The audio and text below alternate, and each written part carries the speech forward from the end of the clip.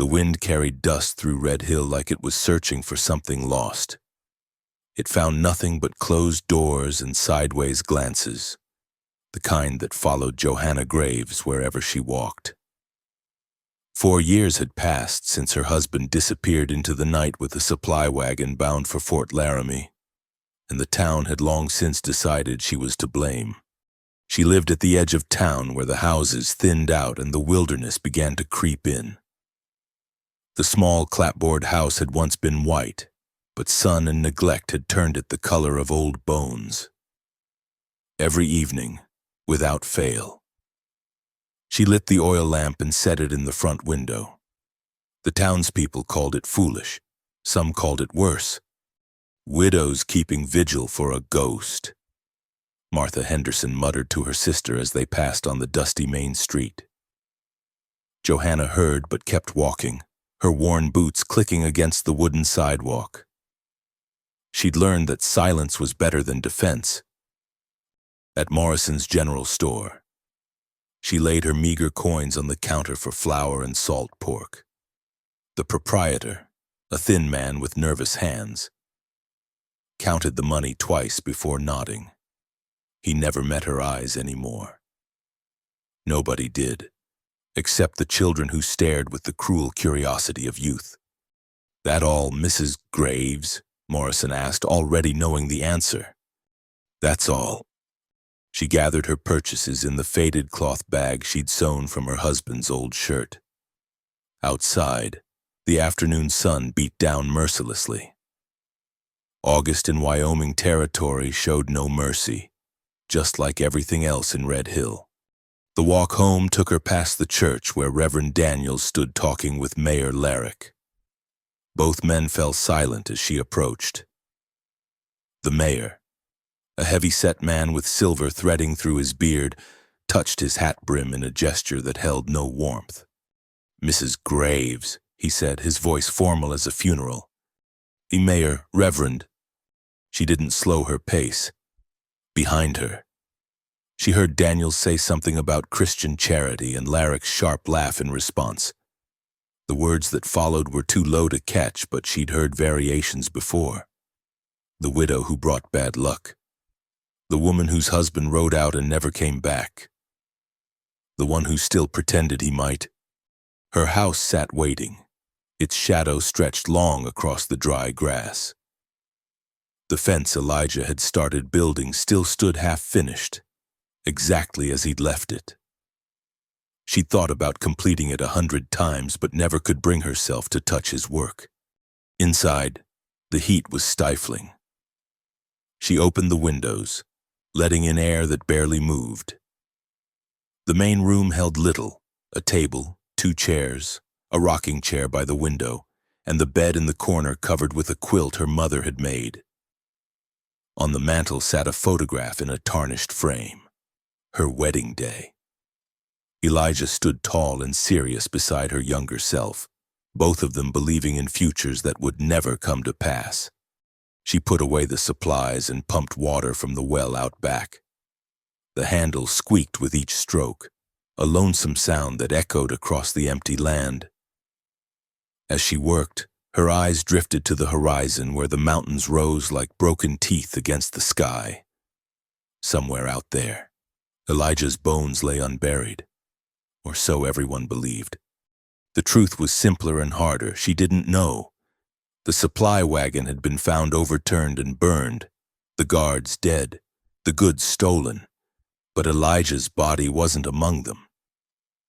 The sheriff said the Slater gang must have taken him, killed him elsewhere, maybe tortured him for information about the Army payroll shipments.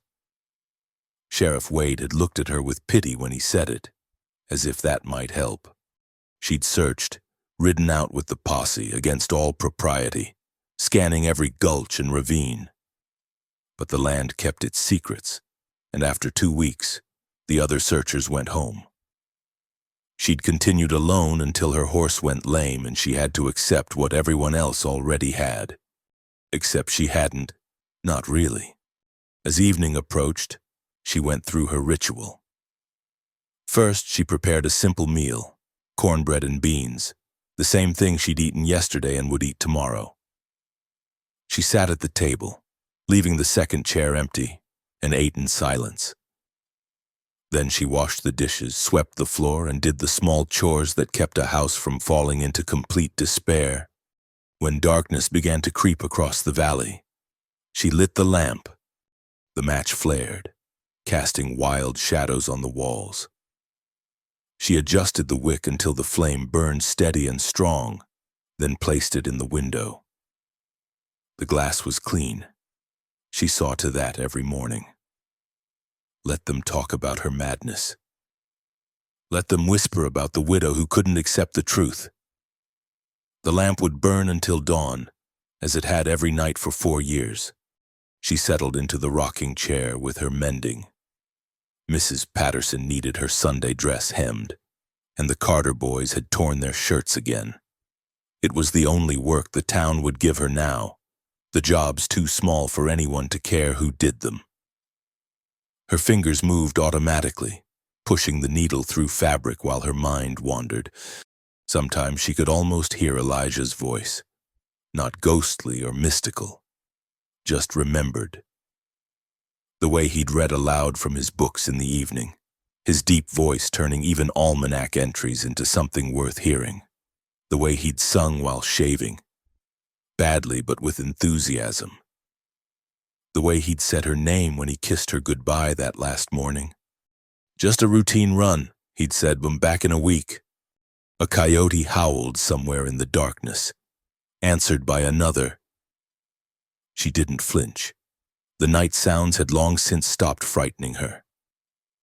What was there to fear when the worst had already happened? Near midnight, she heard horses, not unusual. The road past her house led to several ranches. But these horses slowed, and she tensed.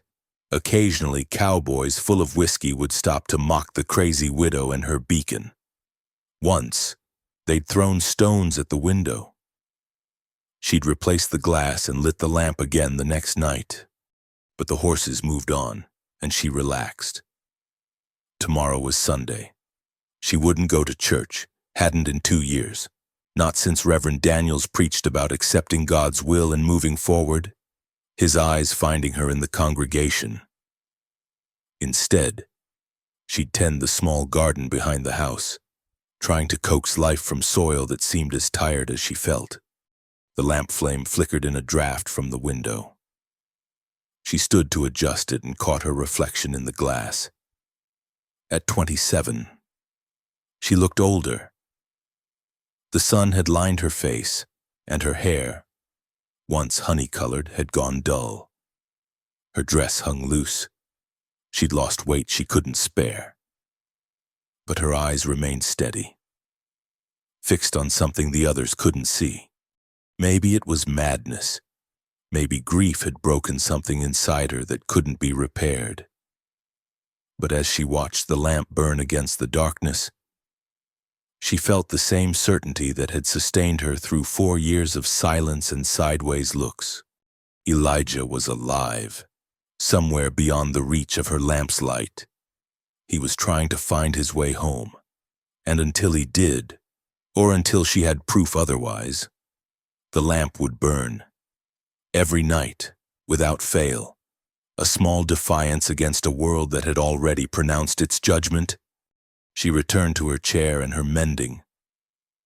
Outside, Red Hill slept its uneasy sleep, dreaming whatever dreams came to those who'd made their peace with hard truths and harder lives.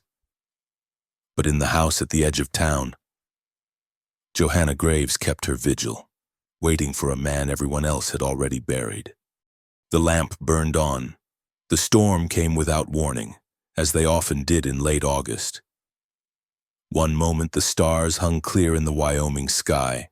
The next, clouds rolled in like smoke from a prairie fire. The first drops hit the roof just past midnight, followed by a downpour that turned the world into a wall of water. Johanna woke to thunder that shook the house. Lightning illuminated her room in stark flashes, showing her the lamp still burning in the window, its light now competing with nature's violent display. She rose and checked the flame, making sure it remained steady despite the wind that howled through gaps in the walls. That's when she heard the horse. The sound barely registered over the storm, hoofbeats moving slow and tired through the mud. She pressed her face to the window, trying to see through the rain-lashed glass. Lightning flashed again, revealing a lone rider hunched against the weather, his mount's head hanging low with exhaustion. The rider stopped at her gate. For a long moment, horse and man remained motionless, as if the rider was gathering strength for what came next.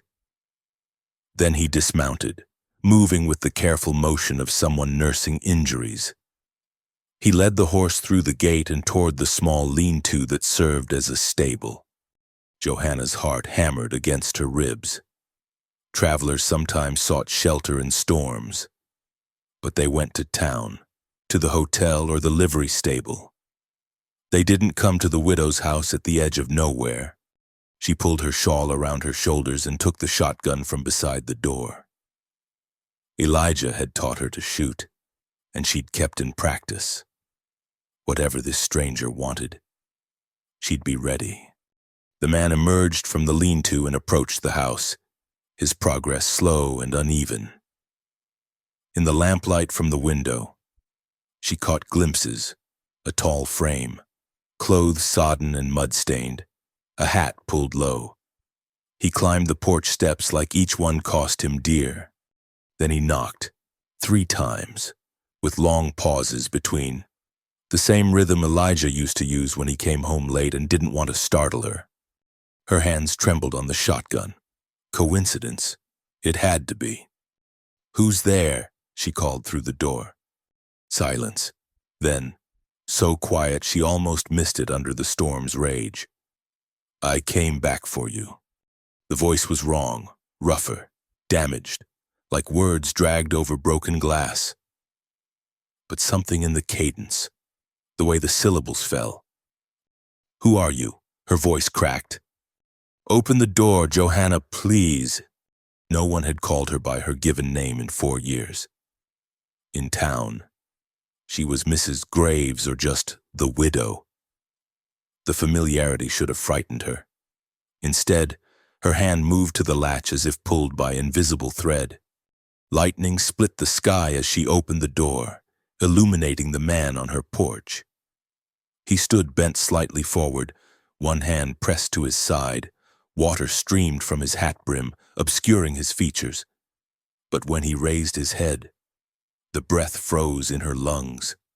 The face was wrong. A thick beard covered the jaw she'd once known clean-shaven. A scar ran from temple to cheek, pulling at the corner of his eye. The nose had been broken and healed crooked.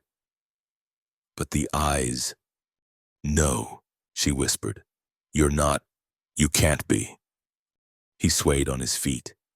"Joe," he said, and hearing her nickname in that ruined voice broke something inside her. "I'm sorry, I'm so sorry." Then his knees buckled. She dropped the shotgun and caught him as he fell, his weight driving her back. He was burning with fever, his clothes not just wet from rain but soaked with sweat. Dark stains on his shirt looked black in the lamplight, but she knew they were red. "Inside," she said, not questioning, not thinking, just reacting to the immediate need. "Come on, lean on me." Together they stumbled through the doorway. She kicked the door shut against the storm and helped him to the bed. He collapsed onto it with a groan that seemed pulled from the depths of him. In the lamplight, she studied this stranger who wore pieces of her husband's face. The hair was right, dark brown shot through with premature gray. The hands, scarred now but still large and capable. The way he breathed when in pain, through his teeth with a little hitch at the end. "You're hurt," she said unnecessarily. "The bullet's still in there," he managed.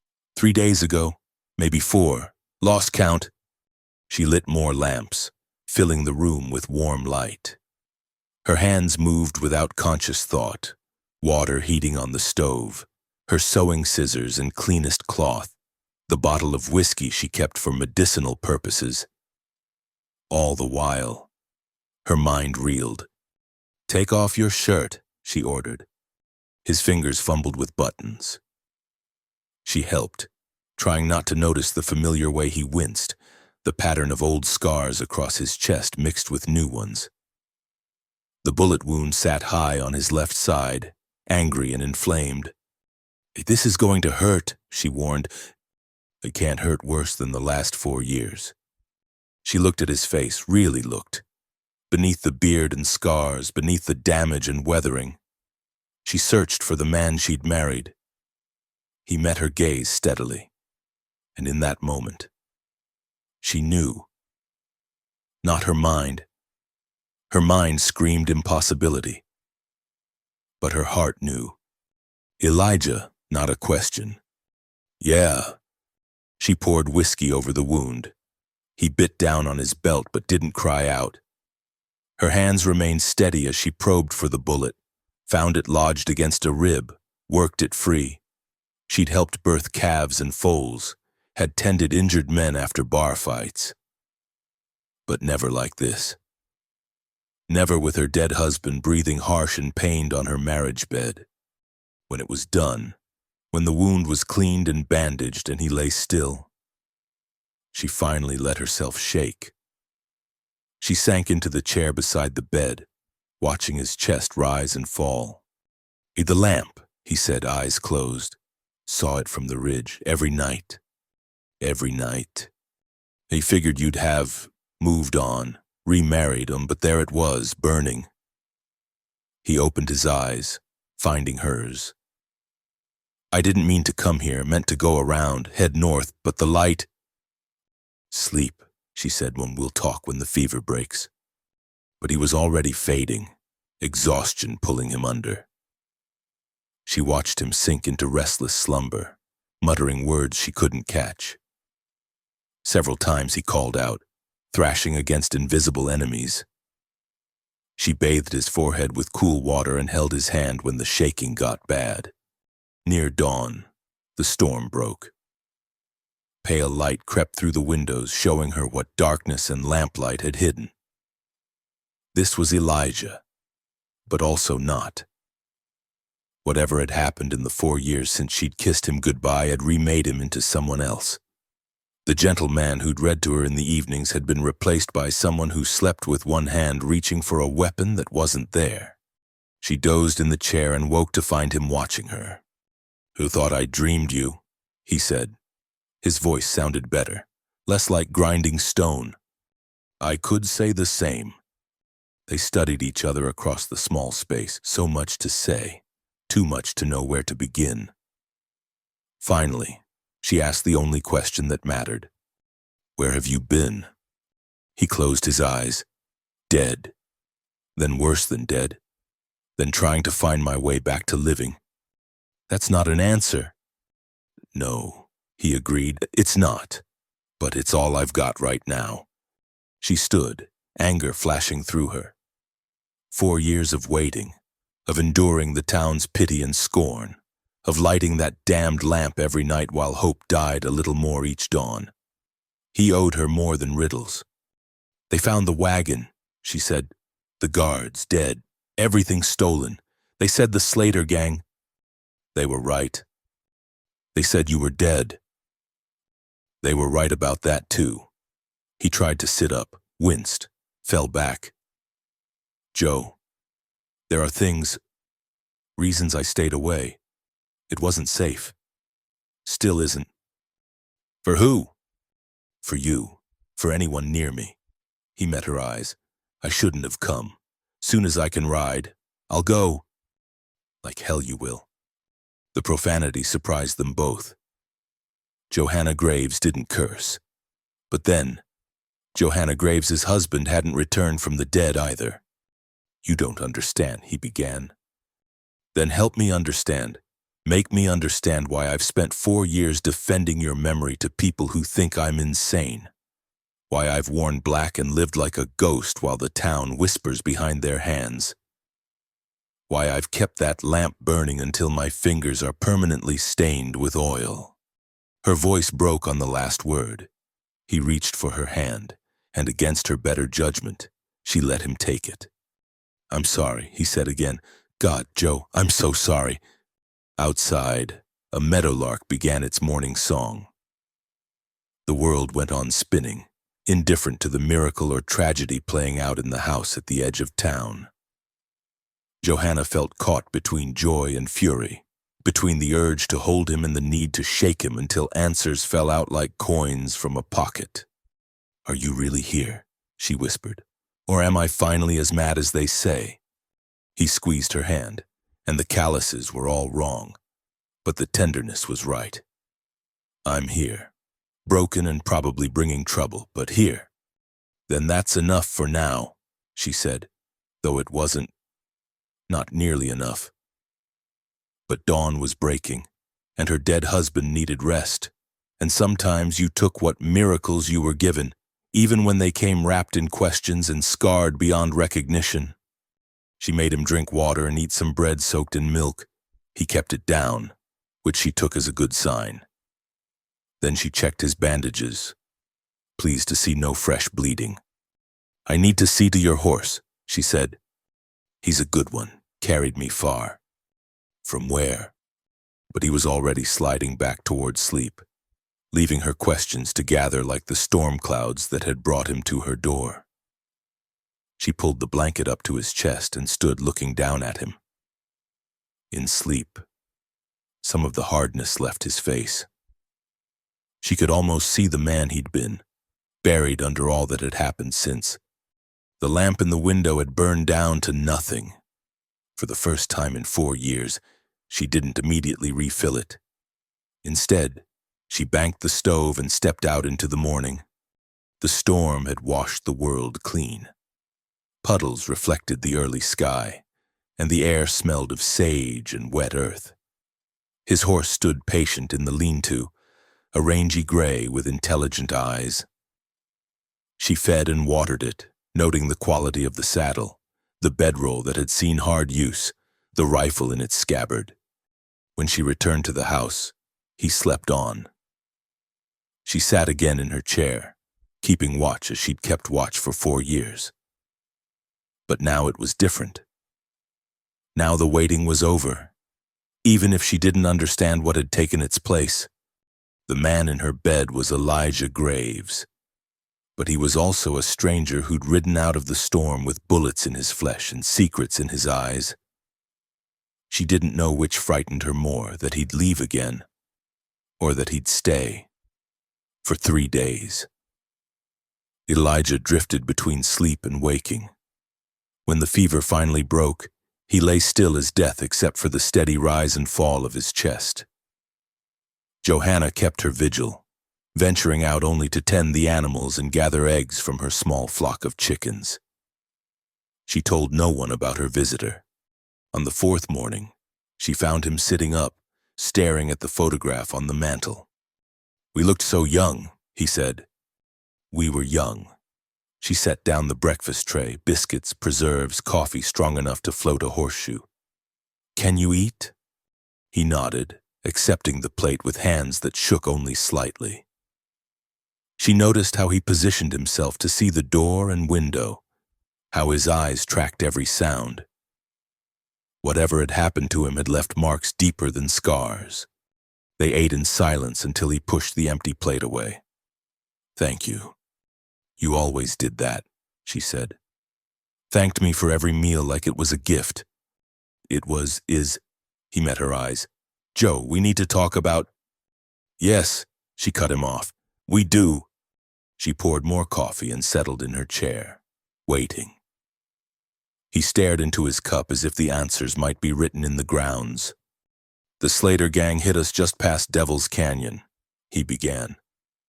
"Knew exactly where we'd be when we'd be there, and it was planned. Joe, someone told them about the payroll. The guards, dead before they knew what hit them. I took a bullet in the shoulder, fell off the wagon, and played dead while they ransacked everything." His jaw tightened. "Then Jed Slater himself walked over, kicked me to see if I'd move. When I didn't, he laughed, said it was a shame to waste good labor." The morning sun slanted through the window, but Johanna felt cold. Labor? They had a sideline business, men who wouldn't be missed, drifters, foreigners, anyone unlucky enough to cross their path. Sold them to mining operations that didn't ask questions about where their workers came from. She'd heard whispers of such things dismissed as tall tales. Now, looking at her husband's scarred hands, she believed. They kept me and 2 others from the raid, bound us, threw us in a wagon. He was still staring at his coffee, lost in memory. The buyer was waiting at their hideout, paid $30 a head and had us march to a mine in Colorado, the Buckhorn Coal Company. But surely someone would have recognized you, helped. The foreman took our names, gave us numbers. Anyone who complained got beaten. Anyone who tried to run got shot. He finally looked up. I was dead. Joe. Dead to the world.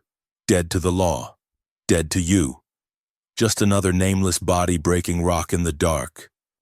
For how long? 2 years, 3 months, and 16 days. The precision of it broke her heart. She reached across the table, but he pulled his hand back. Don't, he said quietly. Let me finish. She folded her hands in her lap and waited. There was a man, Samuel Torrance, older fellow from back east, educated. He'd been grabbed off a stagecoach, same as me. We worked the same shaft, kept each other sane. He taught me about the rocks, how to read the coal seams. Gave me something to think about besides... He stopped, swallowed. Besides what I'd lost. What happened to him? I'd cave in. Timber gave way, brought half the tunnel down. Sam pushed me clear but got caught. Took him 3 hours to die. Elijah's voice went flat, emotionless. That's when something broke in me. Or maybe woke up. I couldn't do it anymore. Couldn't be a number. Couldn't die in that hole. He stood abruptly, pacing to the window. There was a guard, Mackenzie. Meaner than a snake, but lazy. Liked his whiskey. One night he got careless. Left his rifle leaning against the wall while he relieved himself. I hit him with a shovel. Johanna said nothing. The man she'd married wouldn't have hurt anyone. But that man hadn't spent 2 years as a slave in a coal mine. I didn't kill him, Elijah continued. Though God knows I wanted to. Took his rifle, his horse, and ran. Made it maybe 20 miles before the fever hit. The shoulder wound had never healed right. And working the mine... He shrugged. Infection nearly finished what Slater started. But someone helped you? A ghost of a smile crossed his face. Soren Thorson, Norwegian homesteader, barely spoke English. Found me half dead in his barn. He and his wife nursed me through it. Good people. Didn't ask questions. Didn't care about the law. Just saw someone who needed help. How long were you with them? 6 months. Helped around their farm. Tried to remember how to be human again. But I couldn't. I wasn't right. Joe. My mind would go places. I'd wake up screaming, thinking I was back in the mine. I'd see Slater's face in every stranger. He turned from the window. I couldn't come back to you like that. Couldn't bring that darkness to your door. That wasn't your choice to make, she said, anger threading through her voice. Maybe not, but I made it anyway. He returned to the table, sat heavily. When I was strong enough, I left the Thorsons and drifted, worked cattle drives, rode fence, did whatever kept me moving, tried to forget. Then one day I was in a saloon in Cheyenne and heard 2 men talking, about Red Hill, about the widow who still kept a lamp burning for her dead husband. Johanna felt heat rise in her cheeks. People talk. The one fellow was laughing about it, called you crazy, said someone should put you out of your misery. His hands clenched. I broke his jaw. Despite everything, she felt a flicker of satisfaction. And then I started riding. Told myself I was heading north, maybe Canada. But every night I'd look south, knowing you were here. Still waiting? He met her eyes. I'm not the man you married, Joe. That man's as dead as everyone thinks. What came back, I don't know what I am anymore. You're Elijah Graves, she said firmly, changed, hurt, but still you. Am I? He held up his hands, showing the scars, the crooked fingers from breaks that hadn't healed right. These hands have done things, violent things. I've lived like an animal, trusted no one, jumped at shadows. There's a darkness in me now that wasn't there before. We all have darkness. Not like this. His voice turned hard. I dream about killing Slater. Not just dream, plan it. Know where he drinks, where he sleeps, how many men he keeps close. I've stalked him like prey. Joe. Watched him through rifle sights more than once. But you didn't pull the trigger, only because it would have brought hell down on this town. On you. He leaned back, exhausted by the telling. He's got protection. Someone high up, someone who profited from those payroll robberies. Long as he's useful, he's untouchable. Mayor Larrick, Johanna said quietly.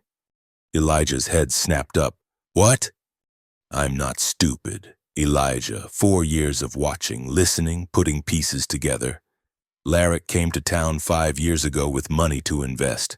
Bought up failing businesses, turned them profitable. Everyone praised his vision. She smiled bitterly. But I noticed the timing. Every windfall came after a robbery. Every expansion followed a stolen payroll. Christ, Joe, if you knew, what could I do? A grieving widow with suspicions who'd listen? She stood, began clearing the dishes with sharp movements. Besides, I had other concerns, like keeping a roof over my head and food on the table while the town treated me like a pariah. He watched her work, seeing her clearly for the first time since his return. The steel in her spine, the way she moved with economy born of hard years. His gentle wife had become someone else too. I'm sorry, he said again. Stop saying that. She turned on him. Sorry doesn't give me back 4 years. Sorry doesn't erase the nights I lay awake wondering if you suffered, if you called for me. Sorry doesn't... Her voice broke. He stood, crossed to her in 2 strides, and pulled her against him. She resisted for a moment, then collapsed into his chest, her tears soaking through his shirt. He held her while she cried out 4 years of grief and anger and stubborn hope. When the storm passed, she pulled back, wiping her eyes. What happens now? Now I heal up and move on. It's safer. No. The word cracked like a whip. You don't get to decide what's safe for me anymore. You want to leave. Fine. But not because you think you're protecting me. I've protected myself for 4 years. I'll manage. He studied her face, this woman who was his wife and a stranger both. You've changed too. I had to. She straightened her apron, composed herself. The question is whether we've changed too much to find our way back to each other. I don't know, he admitted. Neither do I, but I'd like to try. She met his eyes steadily. Unless you'd rather keep running. He thought of the long roads, the empty nights, the way her lamp had called to him across the darkness. I'm tired of running. Then stay. For now, just stay. We'll figure out the rest as we go. He nodded slowly. Outside, a wagon rattled past, heading to town. Soon enough, someone would notice the stranger's horse in her lean-to. Questions would come. But for now, in the morning light of her kitchen, 2 people who'd been broken apart were trying to see if the pieces still fit. There's something else, he said. In my saddlebags. Letters I wrote but never sent. And something more. Evidence about the robberies, about Larrick. Names, dates, amounts. Sam Torrance was an accountant before they took him. He taught me to see the patterns. You've been building a case? Building a noose, more like, for Slater and everyone who profited from his crimes. He touched her face gently. Including the men who made you a widow. She covered his hand with hers, feeling the calluses and scars, the solid reality of him. Then we'd better be careful. Dead men aren't supposed to know such things. No, he agreed, they're not. But as they stood together in the kitchen where she'd grieved him, both understood that resurrection came with a price.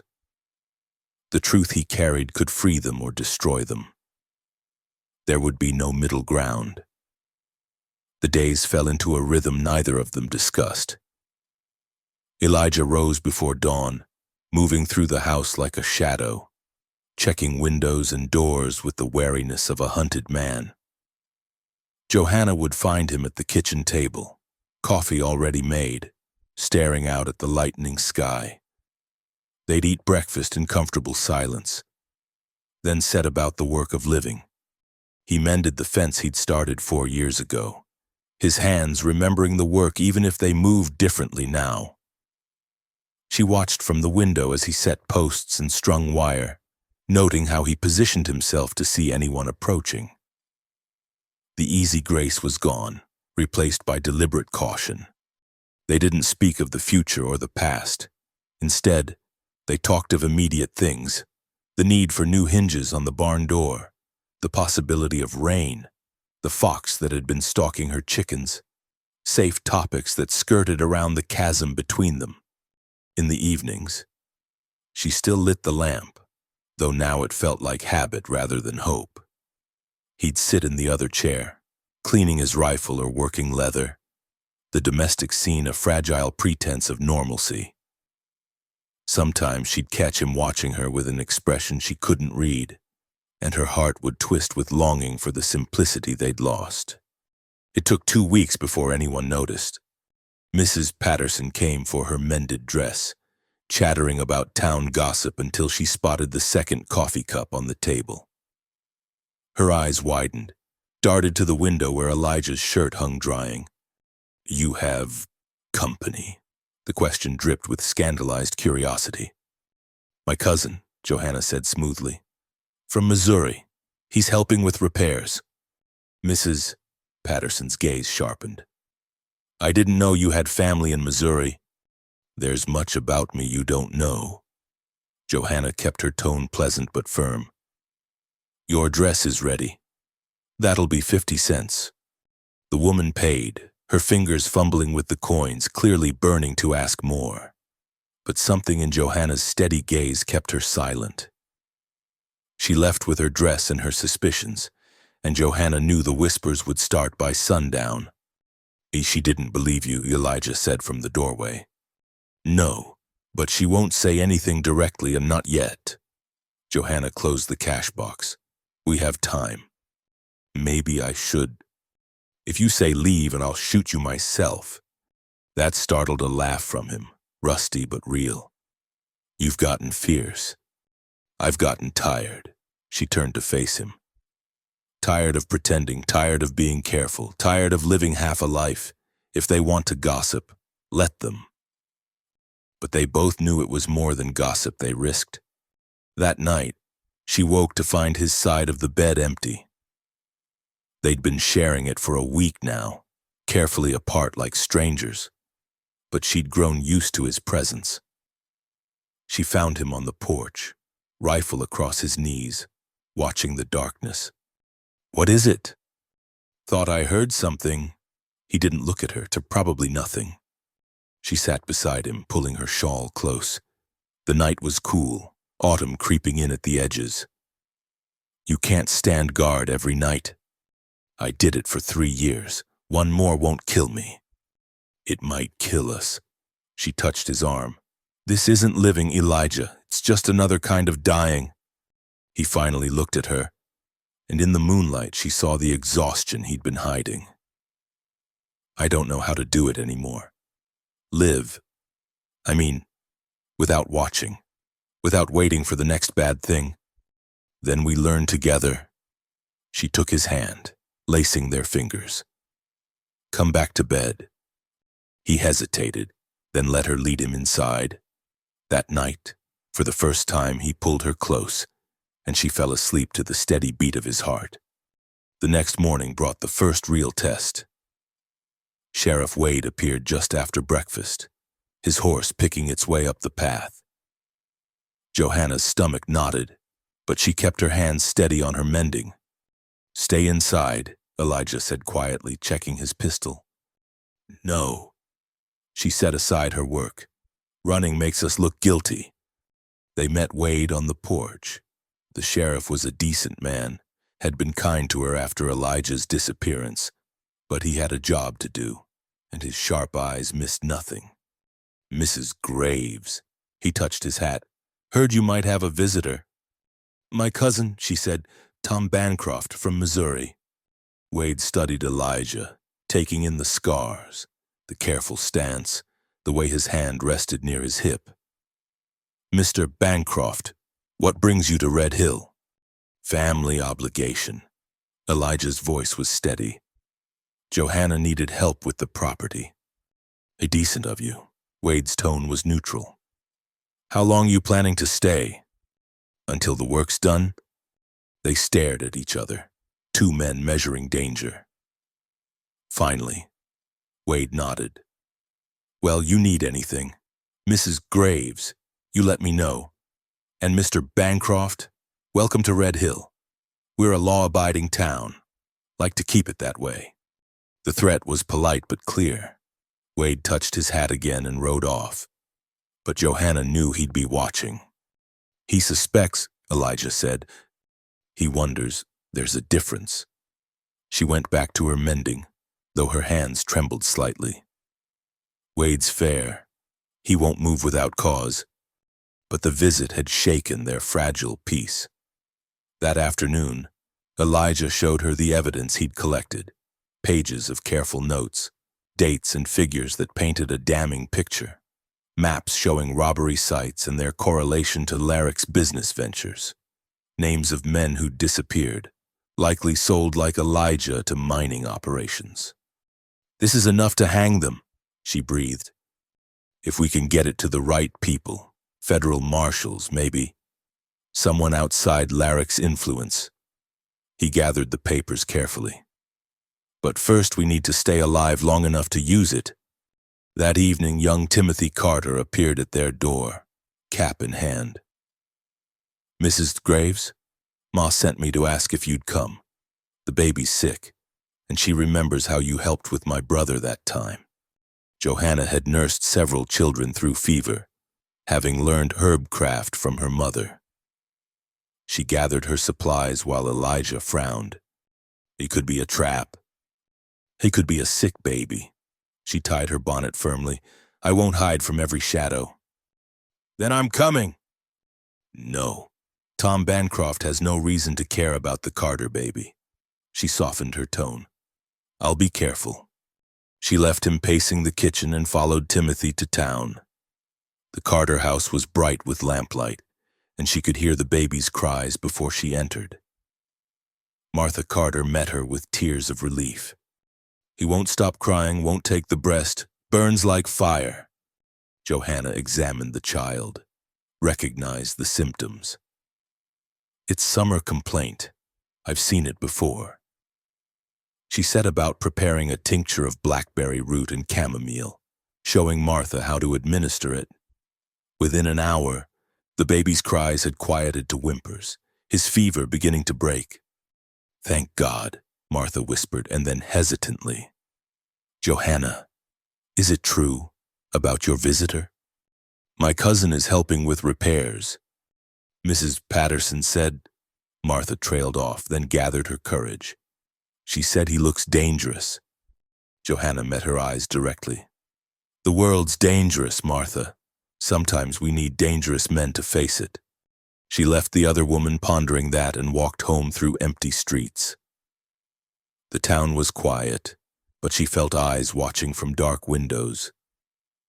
At the edge of town, a figure stepped from the shadows. Her heart lurched until she recognized Elijah. "Couldn't stay put?" she asked. Couldn't let you walk alone? He fell into step beside her. The baby? He will be fine. They walked in silence until she asked, "Would you have come anyway, if you hadn't seen the lamp?" He considered. I told myself I was heading north, but every trail seemed to bend south, every town I passed through. I'd ask about the road to Red Hill. He glanced at her. I think I was always coming back. Just took me a while to admit it. Back home, they found a dead rabbit on the porch, its throat cut. No note, but the message was clear. Someone knew. Someone wanted them afraid. Elijah disposed of the carcass while Johanna scrubbed the bloodstain from the boards. Neither spoke of it, but that night he loaded extra shells, and she moved her sewing scissors within reach of the bed. "How long before they come?" she asked in the darkness. "Soon. News travels fast out here." "Then we'd better be ready." He turned to her, pulled her close. "I should have stayed dead. Should have left you in peace." Was I at peace? She pressed her face against his shoulder. Was I living? Or was I just going through the motions, waiting for something I couldn't even name? You were safe. I was empty. She raised her head to look at him. "Don't you understand? I'd rather have one real day with you than a lifetime of that careful nothing I was living." He kissed her then, desperate and tender at once. They came together like they were trying to crowd a lifetime into whatever days remained. Later, as she lay in his arms, she thought about the lamp still burning in the window. Tomorrow she'd let it go out. The waiting was over. Whatever came next, they'd face it together. Outside, a coyote howled, and somewhere in the darkness, forces were aligning. The dead man had returned, and with him, he'd brought a reckoning. Red Hill would never be the same. But in the small house at the edge of town, two people held each other against the coming storm, finding in their embrace a different kind of light, not the steady burn of patient hope, but the fierce flame of love tested and renewed. It would have to be enough. The summons came on a Tuesday morning, delivered by Deputy Harrison with an apologetic expression. "Sheriff wants to see you and your cousin in town. Says it's important." Johanna read the formal note, her jaw tightening. "When?" "Now, ma'am. He's called a town meeting. Everyone's required to attend." She glanced at Elijah, who stood perfectly still, reading the situation. "We'll be along directly." Harrison shifted uncomfortably. "He said I was to wait. Make sure you both came." "Of course he did." Johanna untied her apron with deliberate calm.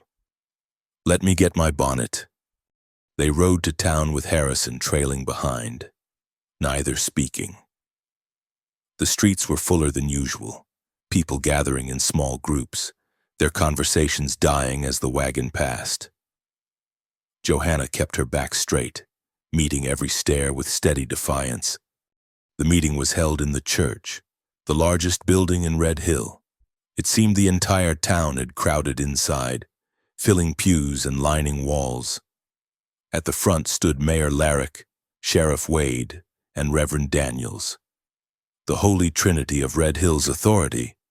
"Ah, Mrs. Graves," Larrick's voice carried over the murmurs. "And Mr. Bancroft, is it? Please come forward." They made their way down the aisle, Johanna acutely aware of the eyes following them.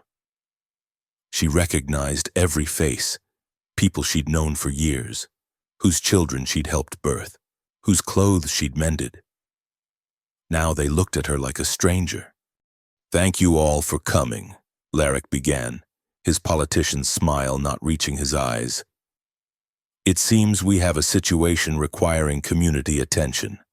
Disturbing rumors have reached me about Mrs. Von Graves's visitor." "Since when are family visits disturbing?" Johanna asked, her voice clear in the hushed space. "Since when does family arrive in the dead of night, wounded and armed?" Larrick countered. "Since when does a cousin from Missouri know so much about our local affairs?" I don't know what you mean. Don't you? The mayor's mask slipped, showing something harder beneath. Questions have been asked, letters sent to Missouri. Interesting thing, nobody there's heard of Tom Bancroft. At least, not one related to you. The crowd stirred, whispers rising like wind through wheat. Sheriff Wade raised a hand for quiet. Now, we're not here to make accusations, Wade said carefully. But this town's been through enough. We deserve the truth. Elijah stepped forward, and the room seemed to hold its breath. You want the truth? His voice carried the rasp of hard years. The truth is that someone in this room profited from blood. Someone here got rich while good men died. That's a serious allegation, Mr. Bancroft, Larrick said coldly. One you'd better be prepared to prove. Oh, I can prove it. Elijah reached into his coat, and several men tensed, but he pulled out only papers, unfolding them slowly. Dates, amounts, every Army payroll robbed in the last 5 years. And wouldn't you know it? Each one corresponds to a windfall for certain Red Hill businesses.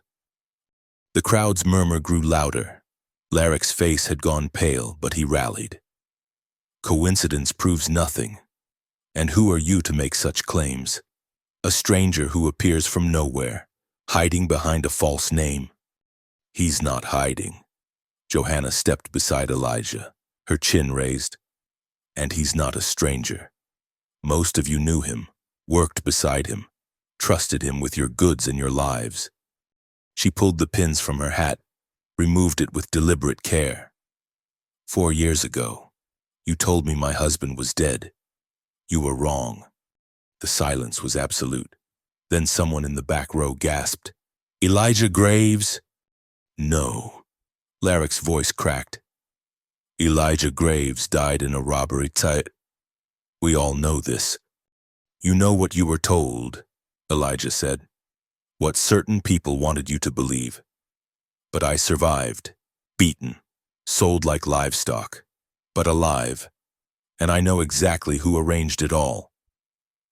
Lies, Larrick turned to the crowd. This is obviously an imposter, taking advantage of a grieving widow's delusions. I was there when he mended the Perkins's roof. Old Henry Perkins interrupted. Nobody else notched beams that way. He helped birth my son, Martha Carter added, her voice stronger. Stayed up all night when the baby came breech. This is Elijah Graves. More voices rose, memories offered like evidence. But Larrick wasn't finished. Even if this is Graves, where's he been? Why hide for 4 years while his wife suffered? Because I wasn't free, Elijah said simply. Because Jed Slater doesn't just rob payrolls. He sells men to mining operations, keeps them prisoner, works them until they die. That's where your money comes from. Mayor, from the sale of human souls. The accusation landed like a thunderclap. Several women covered their mouths. Men who'd supported Larrick began to edge away. Prove it, Larrick snarled, abandoning pretense. You have nothing but wild stories. I have this. Elijah pulled out another paper. A bill of sale, $30 for one able-bodied man. Signed by Jed Slater and countersigned by the buyer. Want to know what's interesting? The buyer used a company called Mountain Holdings. And who owns Mountain Holdings? He didn't need to answer. Larrick's guilt was written across his face. That's forged. It has to be. But the mayor's voice lacked conviction. Is it? Sheriff Wade stepped forward, hand outstretched. Let me see. Elijah handed over the document. Wade studied it, his expression growing grimmer. I know this signature. Seen it on enough town documents. He looked up. Mayor Larrick, I'm placing you under arrest. You can't, Larrick backed away. I'm the mayor. I built this town. With blood money, someone called out. The room erupted. Some shouted support for Larrick, others condemned him. In the chaos, Larrick bolted for the side door, but Elijah was faster, 4 years of vigilance making him quick. He caught the mayor at the threshold, spinning him around. "You're not running," he said quietly. "Not like I had to." Wade and Harrison secured Larrick while the crowd milled in confusion. Reverend Daniels tried to restore order, calling for calm and Christian forbearance. But the damage was done. The town's carefully maintained facade had cracked, showing the rot beneath. "This isn't over," Larrick spat as they led him away. "Slater will come. He won't let this stand." "I'm counting on it," Elijah replied. As the church emptied, people approached them hesitantly. Some offered apologies to Johanna for years of cold shoulders. Others wanted to shake Elijah's hand, to welcome him back from the dead. But many stayed distant, uncertain, as if the revelation had shaken their faith in everything they thought they knew. Finally, they were alone in the church with Sheriff Wade. The lawman looked older, wearier. "I should have seen it," he said. "All those coincidences, but Larrick was clever and I was comfortable." "We all were," Johanna said. "It's easier to look away than to see." Wade nodded slowly. "What you did took courage, both of you. But Larrick's right about one thing. Slater won't let this go. He'll come for revenge, and for those documents." "We know," Elijah said. "I can deputize some men, set up watches." "With respect, Sheriff, half this town still isn't sure whose side they're on, and the other half couldn't shoot straight if their lives depended on it."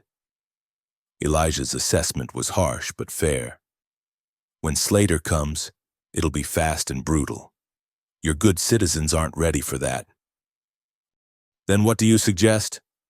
Johanna spoke up. "We need help. Real help. Federal marshals, maybe the army. Someone with authority and firepower. That'll take time, weeks maybe. Then we'd better make sure we have weeks." Elijah looked at Wade directly. "In the meantime, Sheriff, you might want to check Larrick's safe. I'd bet there's more evidence there. Names of others involved, records of payoffs. This corruption didn't stop at Red Hill's borders." Wade left to secure the mayor's office. Elijah and Johanna stood in the empty church, afternoon light slanting through windows to paint crosses on the floor. "You knew this would happen," she said. "I hoped it would. Forcing it into the open was the only way." He took her hand. "But I'm sorry for what comes next. The danger was always there. At least now we face it with truth instead of lies." She squeezed his fingers. "Whatever happens, we're together. That's all that matters." They walked out into the afternoon sun. The town looked different somehow, as if scales had fallen from everyone's eyes. Some changes came gradually, but others arrived like lightning, illuminating everything in one brilliant, terrible flash. Word would spread.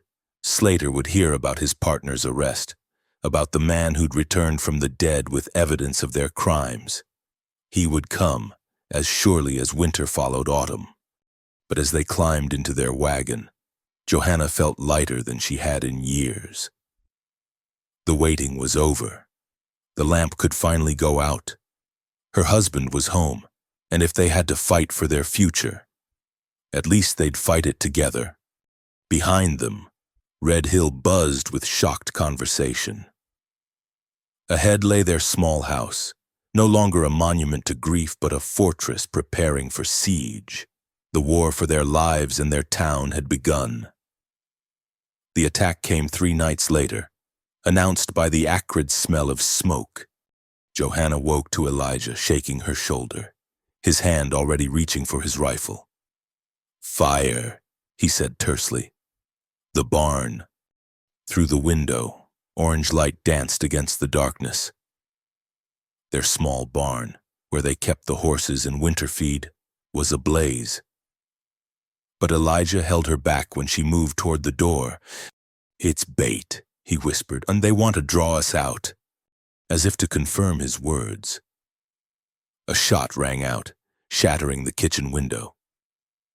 They dropped to the floor as more bullets peppered the house. Johanna's heart hammered, but her hands were steady as she reached for the shotgun they'd placed by the bed. "How many?" she asked. "3, maybe 4. They're spread out, trying to pin us down while the fire does its work." Another volley hit the front of the house. "Stay low. Check the back windows." She crawled across the floor, glass crunching beneath her. Through a gap in the curtains, she spotted movement near the chicken coop. "One coming from behind. Can you handle him?" The question should have terrified her. Instead, she felt a cold clarity descend. "Yes. Wait until he's close. Make it count." The barn fire roared higher, casting wild shadows. Smoke began to drift toward the house. Soon they'd have to choose between burning or facing the guns outside. Johanna positioned herself by the back door. Shotgun ready. The man approaching was careless, probably thinking them focused on the front assault. When he was 10 feet away, she yanked open the door and fired. The blast knocked him backward into the dirt. He didn't get up. "One down," she called, surprised by her own steadiness. Elijah had moved to the front window, returning fire with careful shots. "They'll rush us soon. The fire's spreading." Indeed, sparks had landed on the roof of the lean-to. If they didn't act quickly, they'd lose everything. "The well," Johanna said. "If we can reach it." Too exposed, he fired again, earning a curse from someone outside. "But there's another way. Remember what I told you about the root cellar?" 2 days ago, he'd shown her the escape tunnel he'd dug from the cellar to the grove of cottonwoods 50 yards from the house. "A man learns to always have a way out," he'd said. She'd thought him paranoid. Now she blessed his caution. "You go first," he said. "I'll hold them." Together or not at all. He looked at her. This woman who'd waited 4 years and now stood ready to fight beside him. Together, then. On 3. They made it to the cellar as the kitchen window exploded in a shower of glass. Down the wooden steps, through the musty darkness to where the tunnel opened like a mouth. Johanna went first, crawling through packed earth that smelled of roots and decay. Behind her, Elijah pulled the heavy shelf across the tunnel entrance, buying them time. They emerged in the cottonwood grove just as riders appeared on the road. Not more attackers, Sheriff Wade and a hastily assembled posse, drawn by the fire's glow. The remaining outlaws, caught between the burning barn and arriving lawmen, tried to flee. "You there!" Wade shouted. "Cut them off!" Gunfire erupted from multiple directions. One outlaw made it to his horse but tumbled from the saddle when Deputy Harrison's shot found its mark. Another threw down his weapon, hands raised in surrender.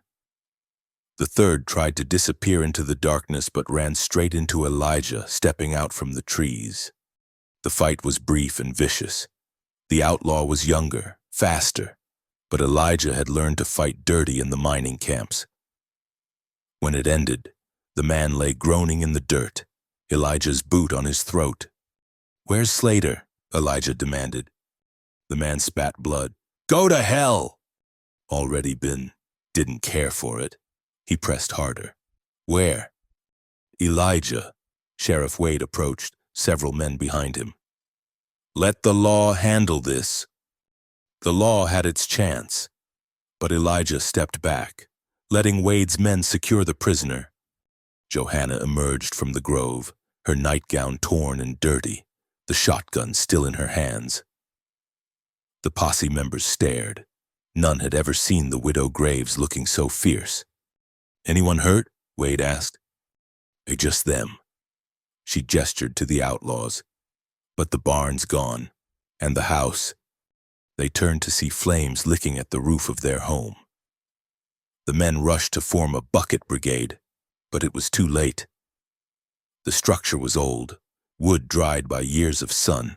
It burned like paper. Johanna stood watching her home consumed. Everything they'd built reduced to ash and ember. Elijah's hand found hers. "I'm sorry," he said quietly. "Don't be. It's just things." She squeezed his fingers. "We're alive. That's what matters." By dawn, nothing remained but the stone chimney and smoking ruins. The captured outlaws had been hauled to jail, the dead buried without ceremony. Half the town had turned out to fight the fire and offer help. The same people who'd shunned Johanna for years now pressed blankets and food into her hands. "You'll stay with us," Martha Carter insisted. "Both of you, until you can rebuild." "That's kind, but no arguments. It's the least we can do after everything." As the sun rose over the devastation, Reverend Daniels approached. The minister looked haggard, aged by the night's violence. "I owe you an apology," he said to Johanna. "All these years, I preached about Christian charity while showing none. I was wrong."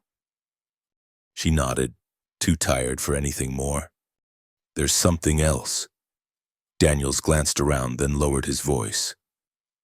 "That man, the one who surrendered, he's talking. Says Slater's planning something bigger. Not just revenge, and he wants to burn the whole town." "When?" Elijah asked sharply. "Tomorrow night, maybe sooner. He's gathered men from all over, 20, maybe 30 riders." The Reverend swallowed hard. "We can't fight that many." "Then we evacuate," Wade said, joining them. "Get the women and children to safety." "No." Johanna's voice cut through their planning. "We run now. We'll be running forever. This is our home." "Was your home?" someone muttered, gesturing at the ruins. "Home isn't buildings," she shot back, "so it's people, community, standing together when times are hard. We've let fear rule us too long. I won't do it anymore." "Easy to say," Henry Perkins spoke up. "But 30 armed men? What chance do we have?" "What chance did I have?" Elijah asked quietly. "One man against Slater's gang, against the mining company, against everyone who profited from misery. But I survived. Know why? Because I stopped being afraid of dying and started being angry about not living." He looked around the circle of faces. "You want to run? Run. But know this. Men like Slater don't stop. You give them Red Hill. They'll want the next town. And the next. Someone has to make a stand." "With what?" Wade asked. "I've got 6 men who can shoot straight, maybe 10 more who'll try. Against 30 killers? Then we need to be smarter." Johanna moved to stand beside her husband. "Slater expects to find a town full of shopkeepers and farmers. Let's give him something else." "What do you mean?" She smiled, and it wasn't a pleasant expression. "I mean, it's time Red Hill stopped pretending to be civilized. We all came here from somewhere else. Some of us have pasts we don't talk about. Skills we've let rust." Her gaze found certain faces in the crowd. "Isn't that right, Mr. Hoffman?" The blacksmith shifted uncomfortably. Everyone knew he'd been a cavalry sergeant before coming west, though he never spoke of it. "And you, Mr. Chen?" The quiet man who ran the laundry had scars that suggested more than domestic service in his past. One by one, she called them out: former soldiers, frontier scouts, men who'd survived Indian wars and range disputes, even some women who'd lived through worse than outlaws. "We're not helpless," she continued. "We're just out of practice. But we have one day to remember who we were before we got comfortable. One day to turn Red Hill into something Slater won't expect." "A trap," Elijah said, understanding. "Not a town to burn, but a battlefield to die on." Wade looked between them, then at the crowd. "It's madness, but it might be our only chance. All right, folks, You heard them. We've got work to do. As the crowd dispersed to prepare, Elijah pulled Johanna aside. That was quite a speech.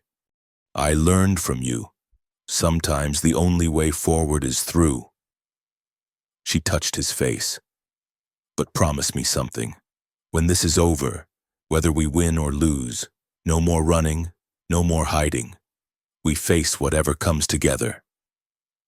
Together, he agreed, sealing it with a kiss that tasted of smoke and promise. Around them, Red Hill transformed. Weapons appeared from hiding places. Men who hadn't held rifles in years cleaned and loaded them with remembered skill. Women organized supplies, turned buildings into defensive positions. Children were sent to the church, the most defensible structure, while their parents prepared for war.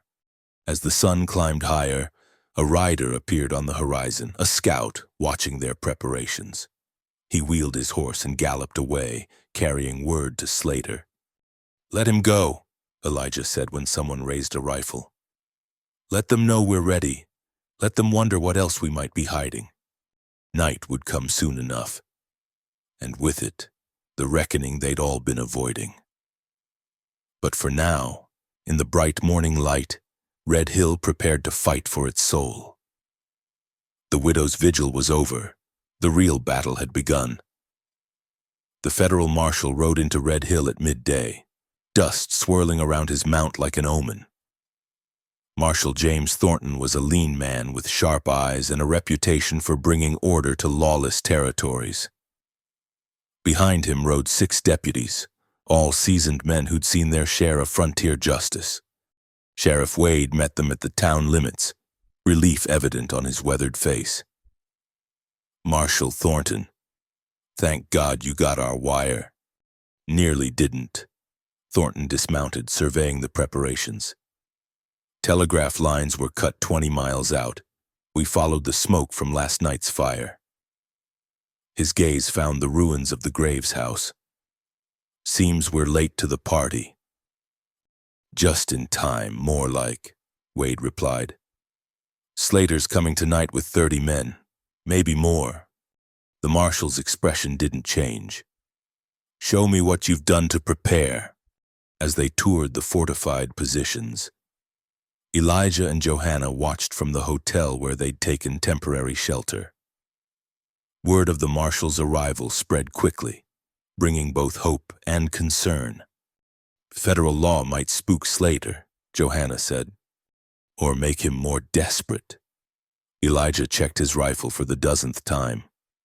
Cornered animals are the most dangerous. Marshal Thornton proved to be thorough and unimpressed. He pointed out weaknesses in their defenses, reorganized the watch positions, and grimly assessed their chances. When he finally gathered the town leaders in the church, his words were blunt.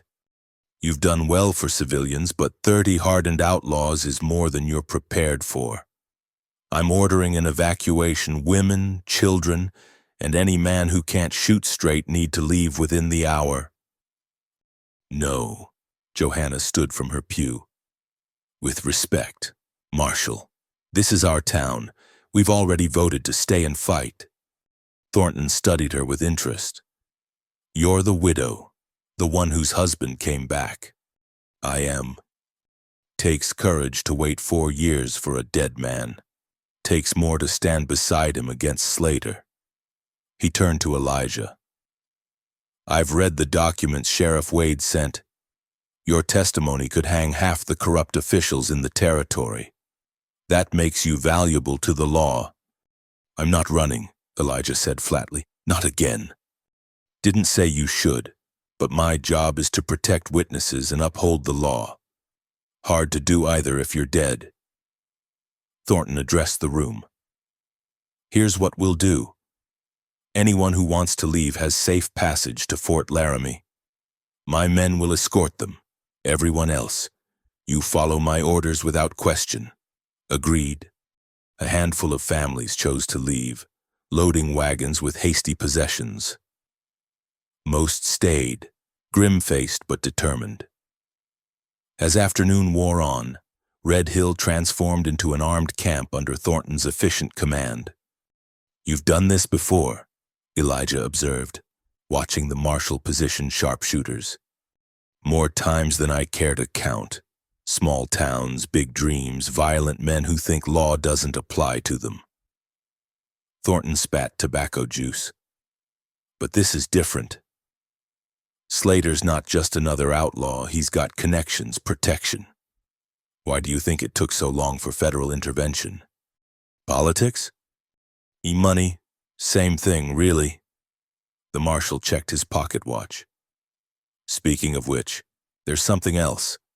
That evidence you collected, it implicates people higher up than Mayor Larrick. Much higher." "How high?" "Territorial governor high, maybe beyond." Thornton met Elijah's eyes. "When this is over, you'll need protection, witness relocation, new names, the works. You and your wife both." "We're not leaving Red Hill," Johanna said, having approached silently. "This is our home." "Ma'am, with respect, home won't matter if you're dead. The people you're exposing have long reaches and longer memories." She looked at Elijah, saw her own determination reflected. "Then we'd better make sure the truth gets out before they can silence us." As sunset approached, a lone rider appeared under a white flag. Jed Slater himself, flanked by 2 lieutenants. The outlaw leader was smaller than expected, with mild features that belied his vicious reputation. Only his eyes gave him away, flat and cold as a snake's. "Marshal Thornton," Slater called out, stopping just within rifle range. "Heard you were in town. This changes things." "Does it?" Thornton stood in the middle of Main Street, hand resting on his pistol. "Way I see it, you're still wanted for murder, robbery, and trafficking in human souls. None of that's changed. Now, Marshal, those are serious allegations. Man ought to have proof before making such claims. I got all the proof I need, including a witness who spent 2 years in your private mine." Slater's gaze found Elijah. "Graves should have stayed dead. Friend, would have been easier for everyone." "Easier for you," Elijah replied. "I'm done making things easy for men like you." "Are you now?" Slater smiled, and it was an ugly thing. "Tell me, Marshal, you really want to die for this Dirtwater town? You're 6 men against my 30? "Your arithmetic's off," Thornton said calmly. "Count again." Slater did, noting the armed citizens visible at windows and rooftops. His smile faltered slightly. "Shopkeepers and farmers. They'll run when the shooting starts. Maybe, maybe not. Want to bet your life on it?" The outlaw leader considered, then shrugged. "Here's my offer.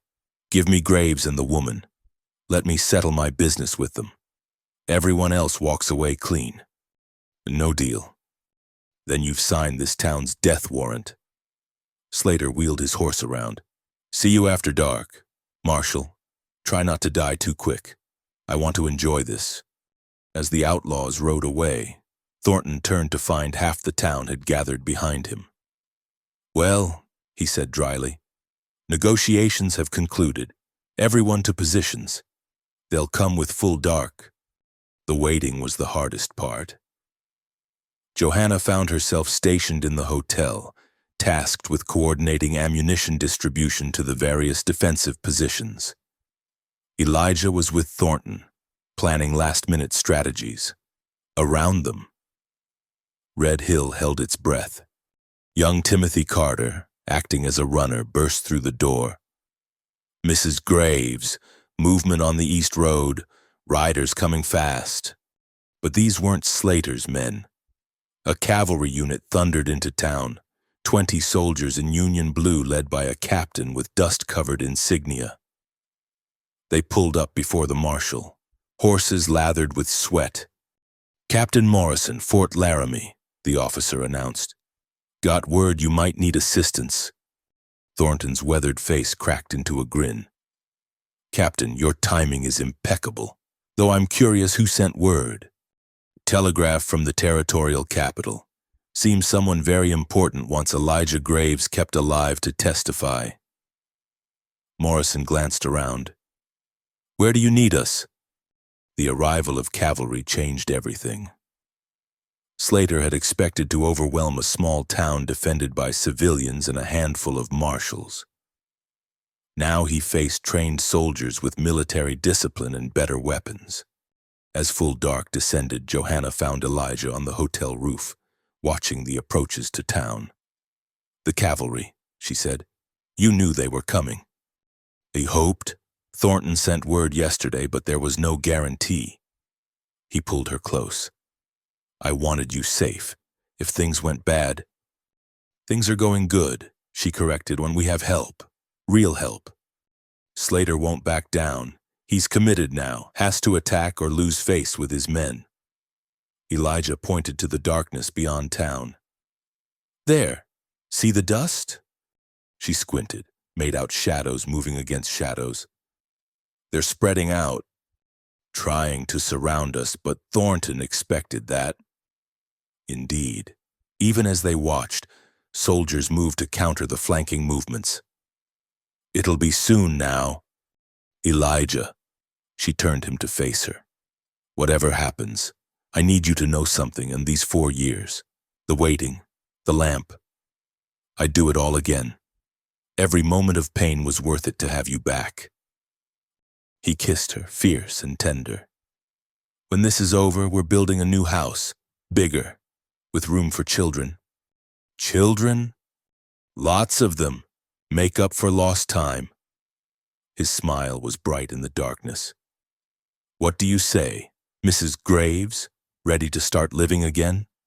Before she could answer, a shot rang out, then another. Then the night exploded into violence as Slater's men charged from 3 directions at once. To positions! Thornton's voice carried over the gunfire. Hold the line! Johanna ran for the hotel as Elijah took his place among the defenders.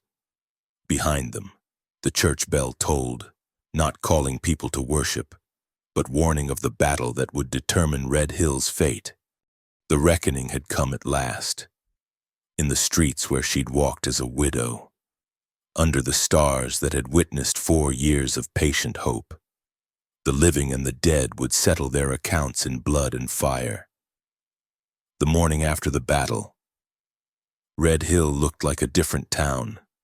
Bullet holes scarred buildings, and the acrid smell of gunpowder still hung in the air. But the sun rose on a community that had faced its demons and survived. Johanna stood in the doorway of what had been Morrison's general store, now serving as a makeshift medical station. She'd spent the night tending wounded, her hands steady despite the chaos around her. The fighting had been fierce but brief. Slater's men, facing trained cavalry and determined townspeople, had broken after their leader fell. How are they? Elijah asked, approaching with 2 cups of coffee. Better than we had any right to expect. 3 dead, 7 wounded. It could have been so much worse. She accepted the coffee gratefully, noting the exhaustion in his eyes. You should rest. Soon. He gazed down Main Street, where soldiers and townspeople worked together to clear debris. Can't quite believe it's over. But it wasn't over. Not entirely. Jed Slater had survived his wounds and now sat shackled in the jail, awaiting transport to federal prison. His capture, along with the documents Elijah had preserved, would send ripples through the territory's power structure. Marshal Thornton approached, looking satisfied despite a bandaged arm.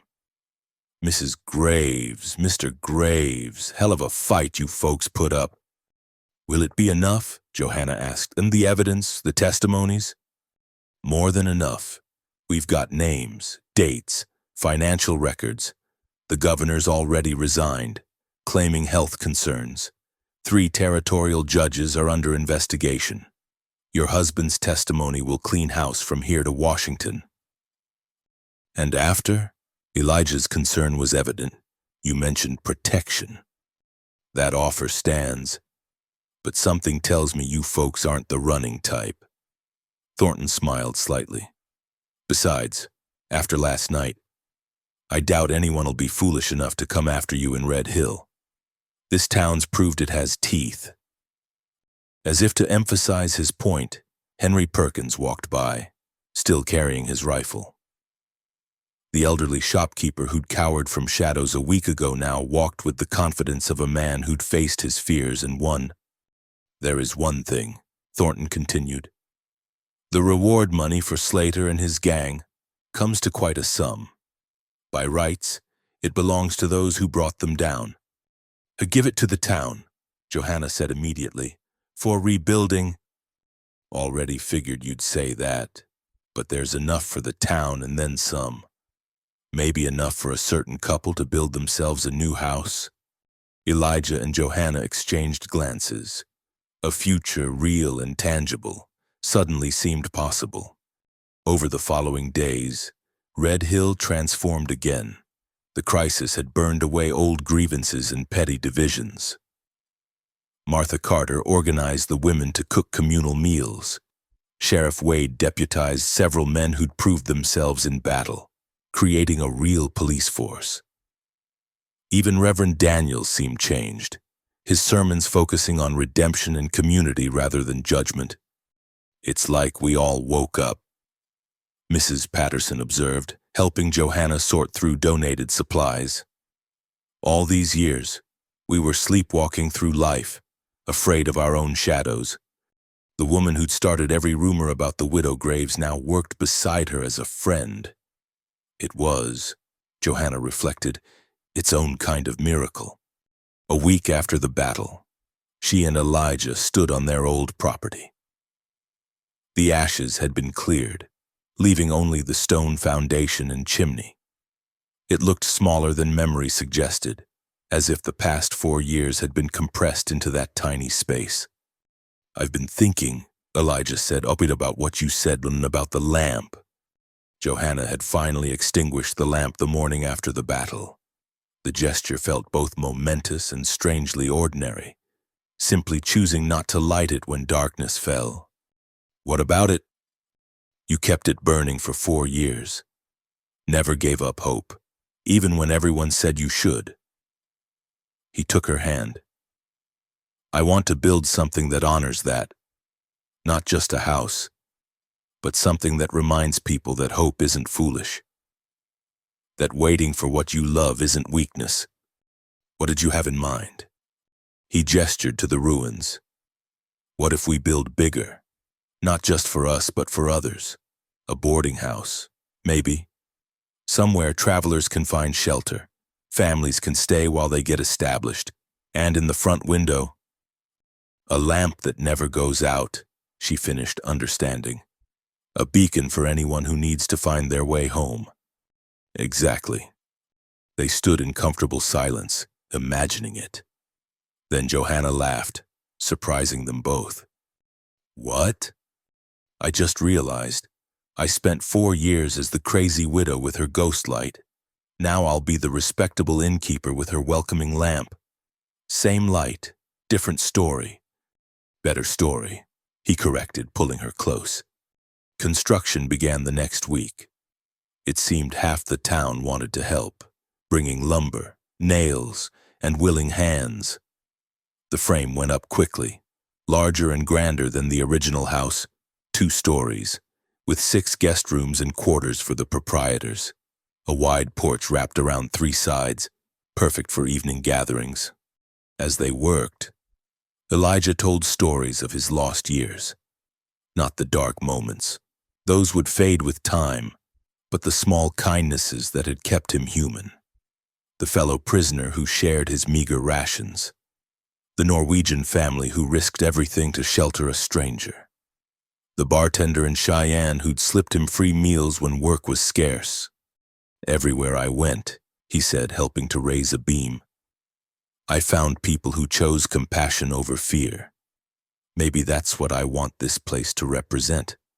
That kindness isn't weakness. That helping strangers isn't foolish. The Graves house, Sheriff Wade suggested, stopping by to check progress. Has a nice ring to it. Too formal, Johanna said. Besides, we want people to feel welcome, not intimidated. Is the lamplighter in? Suggested Timothy Carter, who'd appointed himself their chief helper. And so it was decided. 2 months later, they hosted their first guests, a family traveling west, grateful for clean beds and hot meals. Johanna served dinner while Elijah ensured their horses were properly stabled. It felt natural, this new rhythm of caring for others. That evening, as promised, they lit the lamp in the front window, not the old oil lamp that had burned through 4 years of grief, but a new one, larger and brighter. Its light spilled onto the porch and beyond, visible from the main road. I think anyone will understand what it means, Johanna asked. Those who need to will? Elijah wrapped his arms around her from behind. The lost, the searching, the ones who've given up hope. They'll see it and know they're welcome here. Red Hill continued to change around them. With Larrick's corruption exposed, honest businesses flourished. The cavalry established a permanent outpost, bringing stability and commerce. Families who'd fled returned, drawn by stories of the town that had stood against outlaws and won.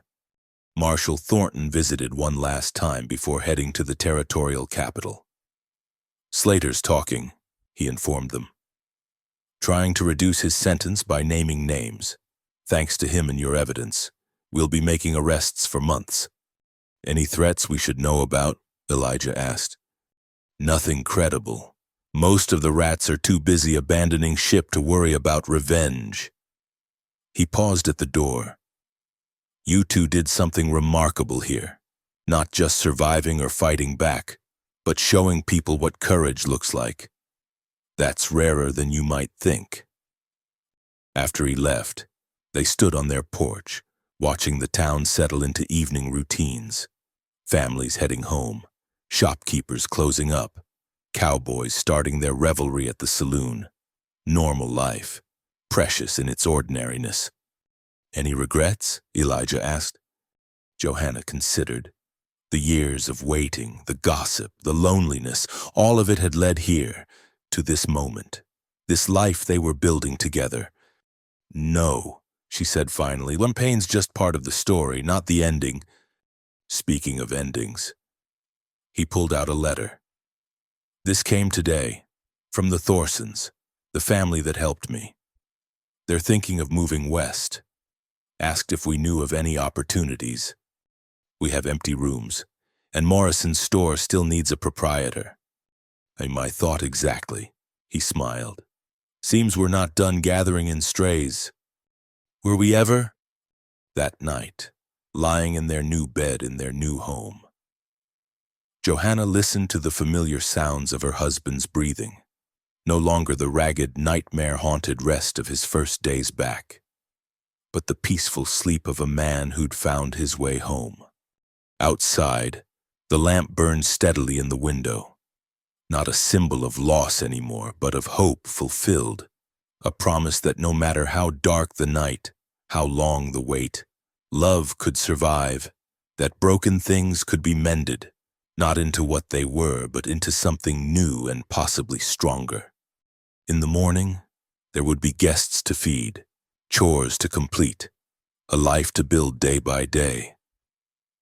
But for now, in the quiet darkness with her husband's hand in hers, Johanna Graves allowed herself to feel what had seemed impossible for so long. Complete. The lamp burned on, and would burn tomorrow and all the tomorrows after. No longer counting days until return, but celebrating days together.